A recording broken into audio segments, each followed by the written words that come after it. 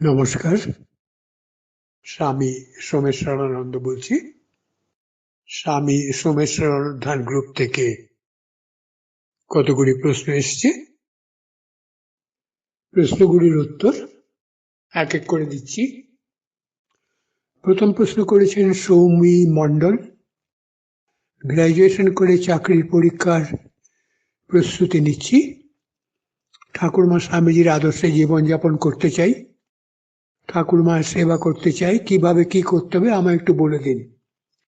এ তো বিভিন্নভাবে করা যায়, দেখুন আপনি কি করতে পারেন, আপনার পক্ষে কটা কি সম্ভব, কিভাবে সেবা করবেন সেটা আপনাকে ঠিক করতে হবে। কারণ দূর থেকে তো আমি একটা এমনি বলে দিতে পারি না, সেটা আপনার পক্ষে সম্ভব হবে কি হবে না আমি জানি না।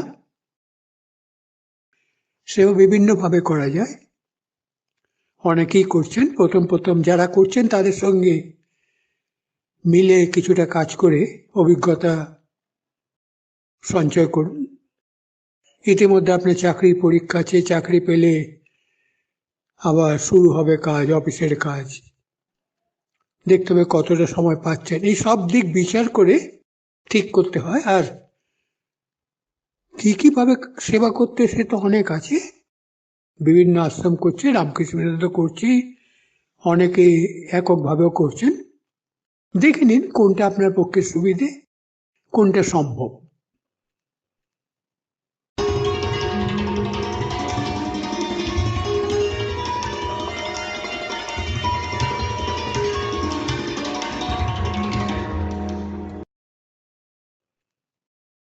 দ্বিতীয় প্রশ্ন করেছেন অতনু মুন্সি।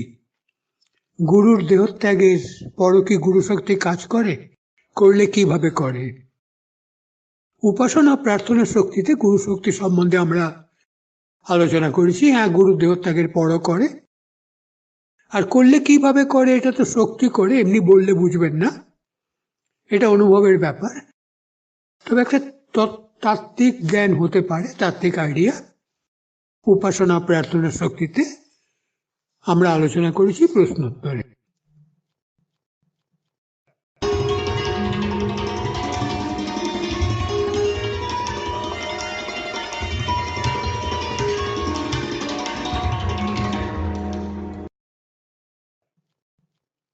পরের প্রশ্ন করেছেন প্রিয়াঙ্কা বর্মন।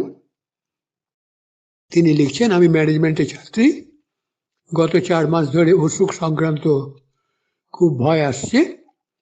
পজিটিভ থাকার চেষ্টা করি, কিন্তু বিশেষ করে সকালবেলা ভয়ের থেকে অসুস্থতা বোধ করি। কিভাবে নেগেটিভ চিন্তার চেন ব্রেক করা অথবা অবচেতন মনকে রিপ্রোগ্রাম করব। রিপ্রোগ্রাম করার অনেক রকম পথ আছে। এখানে শুধু বললে এটা থিওরিটিক্যাল হয়ে যাবে, আপনার পক্ষে সম্ভব নাও হতে পারে। ঘুম থেকে এক কাজ করতে পারেন, ঘুম থেকে ওঠার পর একটা মন্ত্র আপনি জপ করতে পারেন। যদি দীক্ষা না হয়ে থাকে তাহলে ওম জপ করতে পারেন ক্রমাগত। একটু ওইদিকে একটু নজর দিয়ে বিছানা থেকে উঠে বাথরুমে গিয়ে ব্রাশ করছেন, হাত মুখ ধুচ্ছেন, তখনও মন্ত্র মনে মনে জপ করে যেতে পারেন।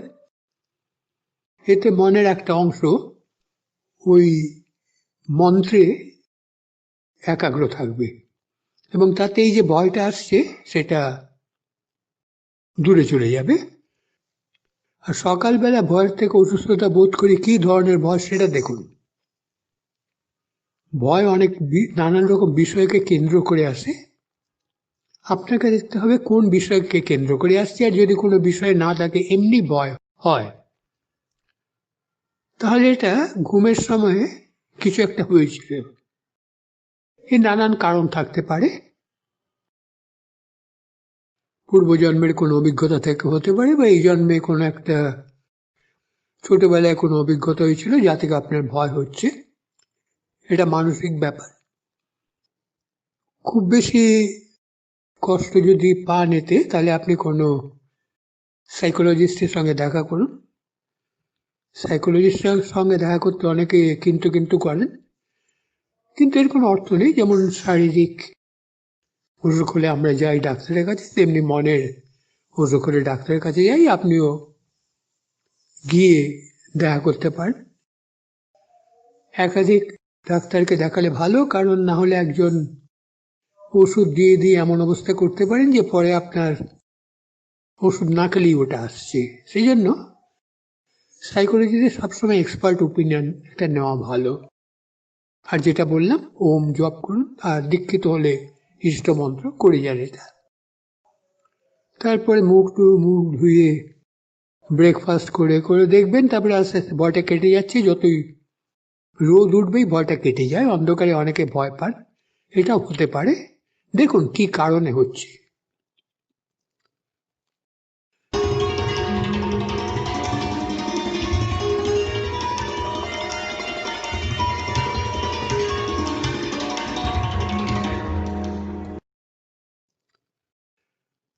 এবারের প্রশ্ন করেছেন শান্তনু চট্টোপাধ্যায়।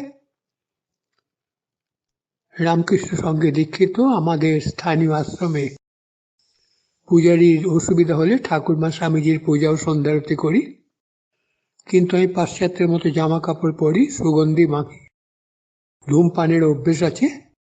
আমার এই লাইফস্টাইল কি রামকৃষ্ণ পরিবারে বেমানান? ঠাকুর কি রাগ করেন? এখন ঠাকুর কি রাগ করেন সেটা ঠাকুরের ওপর আমি কি করে বলবো। আর রামকৃষ্ণর ইয়েতে সঙ্গেতে যেটা আছে, সন্ধ্যারতি করা, পূজা করা, এতে অন্যরকম কাপড় পরে নেওয়াই ভালো। সম্ভব হলে স্নান করে নিতে পারেন। মনের মধ্যে একটা শুদ্ধ ভাব আসে, সাইকোলজিক্যাল, এতে সাহায্য হতে পারে। আর সুগন্ধি মাখি, তখন সুগন্ধি মাখার কি দরকার? পুজোর পর ধূমপানটা তখন করছেন না। স্নান হয়ে গেল একবার, ব্যাস ঠিক আছে, আগে করুন না করুন কি এসে যায়। তবে শার্ট প্যান্টের বদলে সাধারণত নিয়ম হচ্ছে, যেটা পালন করা হয় ভারতে মূলত, ধুতি পাঞ্জাবি পরে। আপনার যদি পাঞ্জাবি না থাকে শার্ট পরতে পারেন। আর ধুতির যদি অসুবিধা হয়, ধুতিটাকে লুঙ্গির মতো করে নিয়ে পড়তে পারেন। এটা মানসিক ব্যাপার, আপনার মনে কি হচ্ছে সেটা দেখুন। আর এগুলো আচার প্রথা, ধর্মের গৌণ দিক, কিন্তু দেখতে হবে আপনার মনে কি প্রভাব। এবং আপনি যখন আরতি করছেন ওই প্যান্ট পরে শার্ট পরে, যারা দেখতে আসছে তাদের মধ্যে কি ভাব হবে, এগুলো দেখতে হয় আর কি। সেই জন্যই বলে যে শুদ্ধ কাপড় পরে, বস্ত্র পরে এগুলো করা।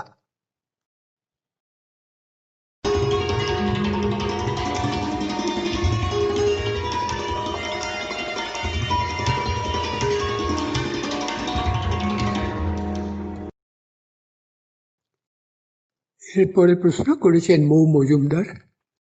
সারাদিন আমরা যে জামা কাপড় পরে থাকি, সেই পোশাক পরে কি ঠাকুরের শয়ন দেওয়া উচিত? রাগ ভক্তিতে আচার প্রথা খুব একটা ইম্পর্টেন্ট নয়, কি যে কেউ করতে পারে।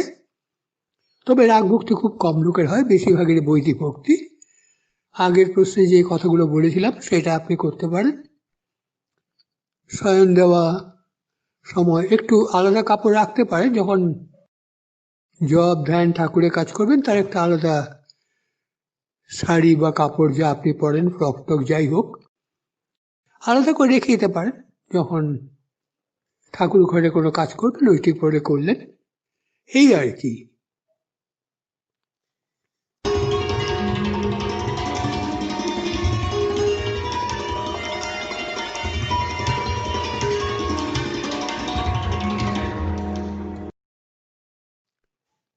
এবারের প্রশ্ন তনুশ্রী মিত্র। ভগবানকে ভোগ নিবেদনের সময় প্রতিটি ঠাকুরের জন্য আলাদা আলাদা ভোগের থালা নিবেদন করতে হয়, না একটি থালাতেই দেওয়া যায়?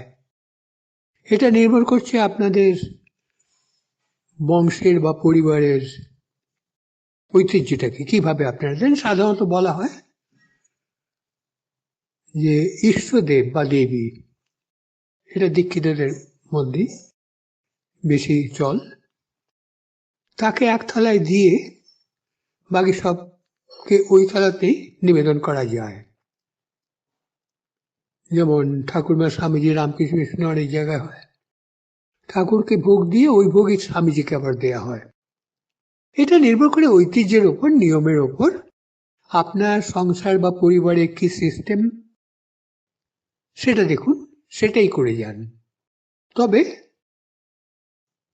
রামকৃষ্ণ মিশনে এরকম আলাদা আলাদা ভোগ সবসময় দেয়া হয় না। ইষ্টদেব বা দেবীকে, যেটা বললাম, ইষ্টদেব বা দেবীকে দিয়ে সেখানে সবাইকে আহ্বান করা যায়। তবে অনেক সময় গৃহদেবতা থাকেন, দীক্ষা হলো ইষ্টদেব আবার গৃহদেবতা, গৃহদেবতার জন্য আলাদা করে ভোগ দিলে ভালো, কারণ আপনার দীক্ষার আগে থেকেই তাকে বাড়ির অন্য কেউ পুজোর সময় বা রোজ যে ভোগ নিবেদন করছেন আলাদা করে ভোগ দেন। তো এইটি শুধু মনে রাখবেন, গৃহদেবতা কুলদেবতা এদের জন্য একটা আলাদা থালা করতে পারেন, আর ইষ্টের জন্য আলাদা, এবং ইষ্টের থালাতেই বাকি সব দেবদেবীর জন্য ভোগ দিতে পারেন।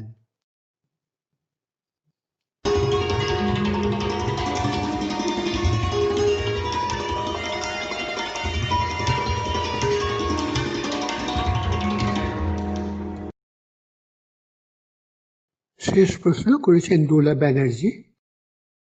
কথামৃতে পুরুষকার বলতে ঠাকুর কি বুঝিয়েছেন? পুরুষকারের অর্থ যদি একটু বুঝিয়ে বলেন। পুরুষকার মানে হচ্ছে নিজে চিন্তা করে নিজে কাজ করা, যেটা সেটা হচ্ছে পুরুষকার। সেটাই অধিকাংশ লোক করে। ওই ঠাকুরকে নিবেদন করলাম, অমুককে নিবেদন করলাম, কথার কথা। এটা অনুভূতিহীন ভাবে বললে এটা একটা জাস্ট মেকানিক্যাল কথা। কারণ ঠাকুরের সামনে কথামৃতি আছে, ঠাকুরের সামনে ঠাকুর কথায় কথা বলতেন মায়ের ইচ্ছে।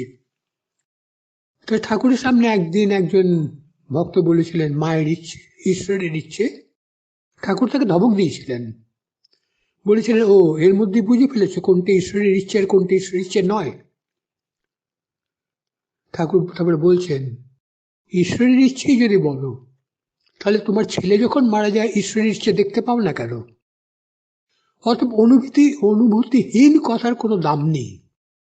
শেষ পর্যন্ত সে অনুভূতিহীন তোতা পাখির মতো বলে যায় এবং বিশ্বাস করে যে ওটা তাই করেছে। অধিকাংশ এই ভুলটা করে। ঠাকুর সেই জন্যই বলেছেন এক হাতে ঈশ্বরকে ধরো, এক হাতে নিজের কাজ করো। পুরুষকারও দরকার, দৈবী আশীর্বাদও দরকার, সে ঠাকুর বলেছেন। পুরুষকার মানে এক কথায় নিজে চিন্তা করে নিজে কাজের পদ্ধতিটা ঠিক করা, নিজে করা, নিজে দায়িত্ব নেওয়া,